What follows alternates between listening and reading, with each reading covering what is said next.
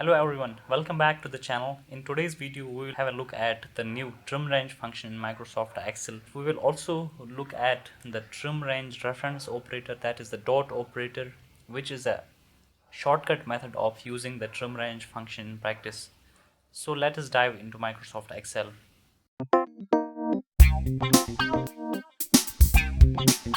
If I give the reference to this range, I will include some extra empty rows and columns and hit enter. You can see that this the output of this formula gives us some rows which contain zero values because the original rows in the range are blank. That is why we have these zero values here in the top and also some zero values in the bottom and some extra zero values, columns containing extra zero values. Now with the help of trim range function, you can get away with these extra zeros. So what you have to do is you have to wrap this range within the trim range function,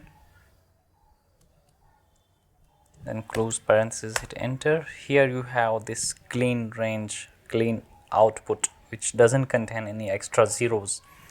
So essentially what the trim range function does is that it removes empty rows and empty columns from the source array, from the source range, and the output is a clean range which doesn't have any blank rows and columns in the beginning and in the end. The benefit of the trim range function is improvement in system performance when you have a lot of computations going on. Suppose let me delete these values here and let me give reference to this range. I will refer entire these columns, all of these columns A through F, hit enter on the keyboard. You will see that Excel displays a spill error, and the error is spill range is too big. And the reason is that this formula A through F is referencing all of these columns, column A in its entirety, column B in its entirety, column C in its entirety, and that results in the spill error. Now if I wrap this range A through F in the trim range function, in this case the output is here and it is clean, neat and clean, and only refers to this array A3 through F8. It doesn't make any extra computations, and this improves system performance in case if you're using a lot of these calculations in Microsoft Excel. Now trim range function also has some extra arguments, optional arguments. The first optional argument of the trim range function is row trim model. That means which rows you want to trim. If I put a 0 here, that means I don't want to trim any rows. A 1 here means only leading rows.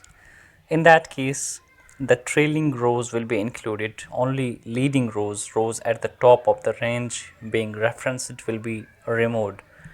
A 2 here will indicate trim trailing empty rows. The default option here is 3. That means we want to trim both rows and both leading and trailing rows. Then there is another optional argument for the trim range function, that is for column trim model. A 0 similarly in the same manner. A 0 means I don't want to trim any columns. 1 means I only want to trim leading columns, leading empty columns. A 2 means I only want to trim leading trailing empty columns, and the default value is the 3. That means I want to trim both leading and trailing empty columns. So here is one important note you should remember. It is that the trim range function does not remove any empty row or column from the interior of a set of data. It only removes unused rows and columns outside the range that contains the data. So if there is any empty row or column within the range, in the interior of the range, that will not be removed. So that is about the trim range function. Now let's go a step further and check some practical use cases of this function. We will look at an example of data validation and check how we can use the trim range function to remove empty values from a drop down list. Suppose here again we have to create a drop down list of these name values. To create a drop down list, I will go to the data tab, then click on under data tools, click on data validation, and here under allow I will select list here. Then for source I will refer this range. I will refer some extra rows because I think the name list will increase. There will be some more names in the list, so I will keep some provision for that and refer some extra rows here. Then let me click OK here, and our drop down list has been created. This drop down list will include these names, and there will be one empty value in the list also. So the empty list is displayed here because in our source array we have some extra empty values. Now to get away with this empty value, we will again go to the data validation window, and here we will wrap this source value within a TRIMRANGE function.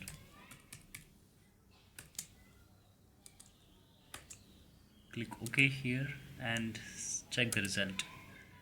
This time we don't have any empty value under the drop down list. So now if I make any additions in the source values, let me add some name here, and here I can see that that name is added here. A video tutorial about the TRIMRANGE function will not be complete unless we talk about the trim references. So what are trim references? These are syntax shortcuts to call the TRIMRANGE function. It is a simple alternative to using the TRIMRANGE function. It's also called trimrefs. It uses a dot together with the colon in a range to add trim behavior. Here are the 4 types of trim references. In the first box we have a normal range reference, wherein within the range reference we have a colon and we don't have any dots. It's a normal range, not trimmed.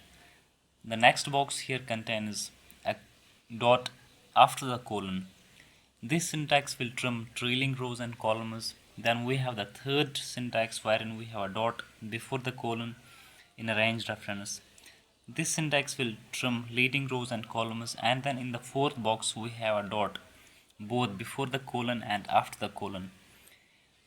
When we have such type of syntax, this will trim both leading and trailing rows and columns. Here is how. So here I am again in Microsoft Excel, and this time I have this data, sample data. Now on a different worksheet I just need the name and email ID columns from the original Excel data. Let me put an equal here in the cell A1 and then click on the sheet in which I have the data. Here I will select the entire column in which I have name, because I am selecting the entire column because whenever I make any additions, those additions will be reflected in the destination. I will just hit enter on the keyboard. So here I have the name column. I will do the same thing for the email ID column also. Equal to, click on this sheet here, then select the entire email ID column, hit enter on the keyboard. Here I have got the email ID column also. Now I have got these extra zeros here, and these zeros are split across the worksheet in the entire column. What you have to do is click on the cell in which you have the data, then in the formula bar before the A, just after the colon operator, I will put a dot here. Hit enter on the keyboard. Those extra zeros are gone. I will do the same thing for the email ID column also. Before this C, just after the colon reference operator, I will put a dot here and hit enter on the keyboard. Those zeros are again gone. So this is the magic of TRIMRANGE reference operator. Now again, suppose you don't have this data starting from A1, it starts from cell A8. Let's suppose it's here. Now in this case, you have these zeros before your data in the beginning. To remove these zeros using the trim range reference operator, what you have to do is again click on the cell in which you have the formula. Just before this colon, after the column name, you have to put a dot here. Hit enter. Same thing you have to do for the other column also. Just after the C before the colon operator, you will put a dot here. Hit enter on the keyboard. Those extra zeros are gone. So that is about the trim range function in Microsoft Excel. I hope this video was helpful. If you like the video, please give it a thumbs up. Keep supporting, subscribe the channel. Thanks for watching, and I will see you in the next video.